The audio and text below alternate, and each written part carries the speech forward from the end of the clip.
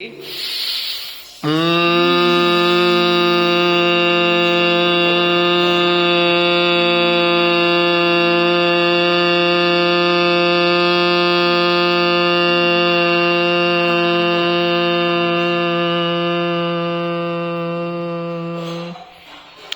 Time ಉಸಿರು ತಗೊಳ್ಳಿ.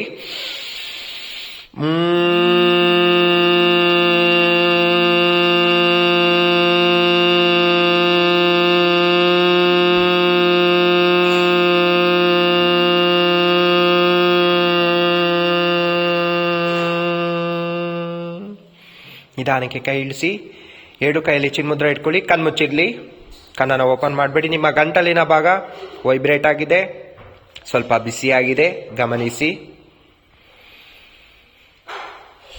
ಇದು ಮಾಡೋದ್ರಿಂದ ಥ್ರೋಟ್ ಇನ್ಫೆಕ್ಷನ್ ಕ್ಲಿಯರ್ ಆಗುತ್ತೆ, ಥೈರಾಯ್ಡ್ ಬರೋಲ್ಲ, ಥೈರಾಯ್ಡ್ ಕಂಟ್ರೋಲಲ್ಲಿ ಇರುತ್ತೆ, ನಿಮ್ಮ ನೆನಪಿನ ಶಕ್ತಿ ಹೆಚ್ಚಾಗುತ್ತೆ, ಟೆನ್ಷನ್ ಕಮ್ಮಿ ಆಗುತ್ತೆ, ನಿದ್ದೆ ಚೆನ್ನಾಗಿ ಬರುತ್ತೆ.